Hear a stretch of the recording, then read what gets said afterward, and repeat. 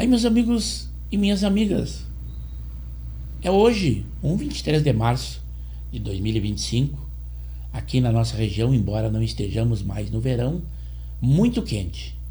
Mas também são quentes as notícias e os fatos que estão acontecendo, e é esse que eu trouxe a vocês.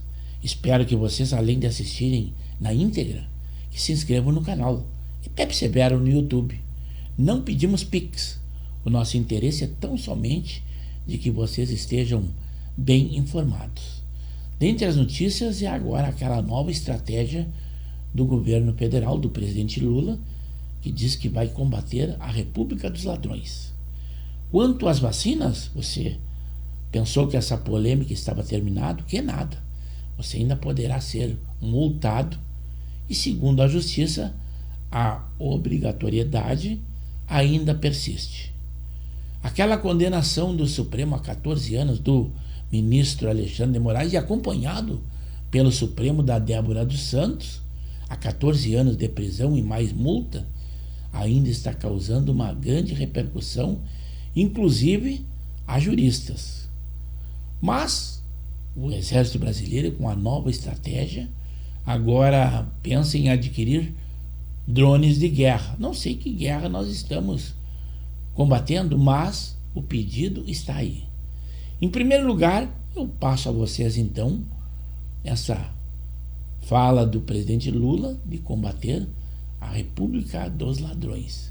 Eu acredito que ele vai perder muitos eleitores, porque festa houveram quando ele foi eleito. Não só nos estúdios da Rede Globo, transmitidos ao vivo, mas também nos presídios do Brasil todo, onde estão muitos desses ladrões e outros criminosos. Largaram até foguete. É esse vídeo que eu trago a vocês. E na noite desta quarta-feira, durante um evento no Ceará, o presidente Lula afirmou que o governo vai enviar ao Congresso uma nova proposta de emenda à Constituição voltada para a segurança pública. No discurso, o petista citou o aumento da violência urbana e reforçou que a PEC tem como objetivo demonstrar que o Estado é mais forte do que os criminosos. E eu sou daqueles que acham, ao invés de arma, nós temos que ter livro. Ao invés de delegacia, nós temos que ter escola, porque nós vamos ter que enfrentar a violência, sabendo que nós temos que enfrentar o crime organizado. E não é o Estado sozinho, é o Estado, é o município e é o governo federal, porque a gente não vai permitir que os bandidos tomem conta do nosso país. A gente não vai permitir que a República de Ladrão de Celular comece a assustar as pessoas na rua desse país. Que a República de Ladrão de Celular comece a assustar as pessoas na rua desse país. E é por isso que nós estamos apresentando uma PEC da segurança, para que a gente possa, junto com os governadores de estado e com os prefeitos, a gente definitivamente dizer que o Estado é mais forte do que os bandidos, e o lugar de bandido não é na rua assaltando e assustando pessoas e matando pessoas. É esse país que a gente vai construir. Mas com essa fala vocês não pensem não que é uma mudança de ideia, tanto dele quanto muitos políticos de esquerda, de que o ladrãozinho de celular é só para tomar uma cervejinha. É uma mudança de estratégia. É Sidônio Palmeira em ação. Eles querem que, após aquela apresentação do Plano de Segurança Nacional, que seja aprovado de que centralize a segurança pelo plano impetrado pelo Lewandowski, para que a União centralize a segurança do país e possa intervir em qualquer estado, contrariando a Constituição, caso ache que isso aí haja necessidade, inclusive acusando de aqueles que não aderem ao plano de não receber os recursos da segurança pública. E a gente sabe que o Estado não consegue armar toda um combate ao crime sem recursos vindo do governo federal ou dos cofres públicos, que abocanha todos aqueles valores arrecadados pela Receita. Mas também nós temos aquele caso contestado inclusive por juristas e muitas organizações da OAB, da decisão do ministro Alexandre de Moraes e aprovado por todo o Supremo, daquela perigosa manifestante do 8 de janeiro, a cabeleireira Débora dos Santos. E ela não cometeu corrupção, por exemplo, como o ex-governador do Rio, Sérgio Cabral, condenado a 425 anos de prisão, que está em liberdade. A sua esposa, que também foi condenada e, graças ao benefício de cuidar dos filhos, está em domicílio, benefício que não foi dado à cabeleireira Débora dos Santos, que tem 2 filhos que estão órfãos de mãe por causa da justiça. E nem rachadinha como o Janones, que, embora confesso, foi simplesmente multado. Aquele deputado também, o segundo mais votado de Goiás, o Gustavo Gayer, que é de direita e está sujeito a ser cassado em razão do Conselho de Ética. Esta é a nossa justiça. Vejam a decisão tomada pelo ministro Alexandre de Moraes. O ministro Alexandre de Moraes, do STF, votou pela condenação de Débora Rodrigues dos Santos a 14 anos de prisão por envolvimento nos atos de 8 de janeiro.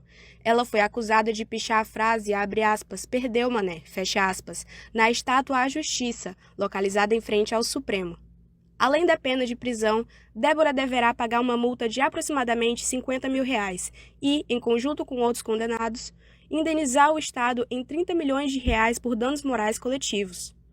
Moraes justificou a decisão afirmando que a ré aderiu a uma tentativa de ruptura institucional, com o objetivo de abolir o Estado Democrático de Direito e depor o governo legitimamente eleito. Débora foi condenada por 5 crimes, incluindo a abolição violenta do Estado Democrático de Direito, golpe de Estado, dano qualificado e associação criminosa armada. O julgamento ocorre no plenário virtual do STF, sem debates, apenas com a apresentação de votos.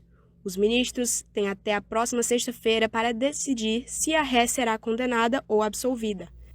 Mas essa é uma das atitudes do Supremo. Mas nós temos um outro. Aquele julgamento da deputada mais votada do Brasil, a Carla Zambelli. Já estão conseguindo a maioria pela sua condenação. O relator é Gilmar Mendes, que pede, além de uma condenação, a perda do seu mandato de deputada, e também ela é acusada de, além de constrangimento ilegal, de porte ilegal de arma. Para você que não entende, é como se você fosse multado por não portar ou não ter tirado a CNH e a CNH estar consigo. Mas tem um detalhe muito importante: ela é de direita e é do PL. E o julgamento no Supremo será como eles gostam. Será de uma maneira virtual, que não tem contestação e nem debate com a defesa. Assim é o nosso Supremo. Já está 3 votos a favor pela sua condenação. A decisão em definitivo deverá sair lá na próxima sexta-feira. Hoje estamos num domingo. A deputada federal do PL aqui de São Paulo, Carla Zambelli, está sendo julgada por porte ilegal de arma e constrangimento ilegal. Isso está acontecendo no plenário virtual do STF. O julgamento foi aberto hoje e os ministros podem apresentar o voto até sexta-feira da semana que vem. Neste momento, o placar está em 3 votos a favor da condenação de Carla Zambelli. A gente te lembra, ela foi flagrada perseguindo um homem em São Paulo na véspera das eleições do segundo turno de 2022. Ela estava armada ali e em pleno bairro Nobre aqui de São Paulo deu aquela confusão naquele sábado à tarde. O ministro Gilmar Mendes, que é o relator desta ação no Supremo Tribunal Federal, votou para condenar a deputada a 5 anos e 3 meses de prisão pelos crimes de porte ilegal de arma de fogo e constrangimento ilegal. O relator da ação também votou para declarar a perda de mandato da parlamentar como consequência da condenação. O ministro também pede pede para cassar definitivamente a autorização de porte de arma de fogo da deputada e que a arma seja enviada ao comando do Exército, a arma apreendida com ela nesta ação em São Paulo, na véspera das eleições de 2022. Esta foi uma notícia na área da política, mas também eu trago uma outra notícia preocupante, mas na área da saúde.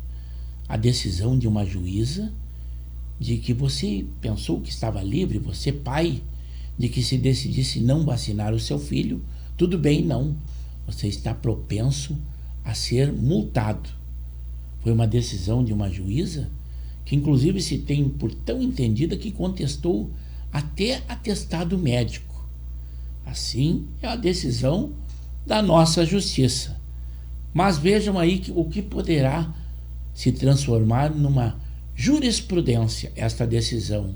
Porque a partir de agora, Pitoli, os pais que não vacinarem seus filhos menores de idade contra a Covid-19 serão multados, conforme a decisão da terceira turma do Superior Tribunal de Justiça. Os pais serão multados se não vacinarem seus filhos menores de idade contra a Covid-19. Essa questão, Pitoli, entrou em discussão após os pais de uma menina de 11 anos se recusarem a vacinar a filha, o que foi notado pela escola ao constatar a falta de imunização dessa criança.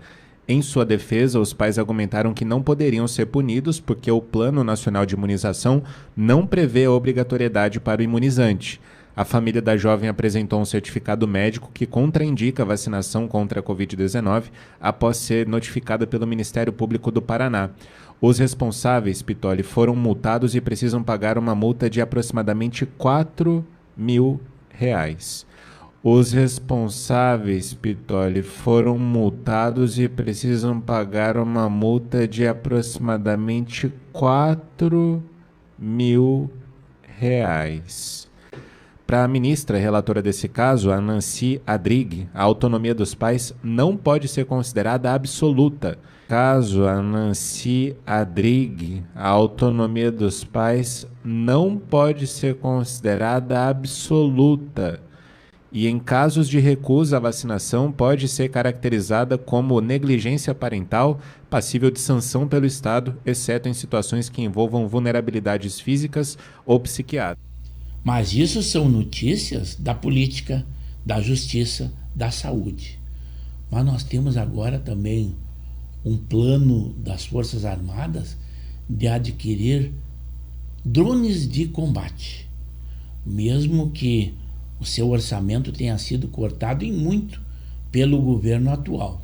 Eu não sei qual o combate que o Brasil vai fazer, a não ser nos campos de treinamento.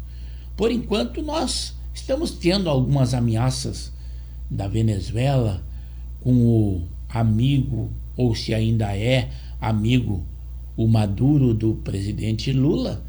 É o único combate que eu vejo à vista. Mas vamos à notícia.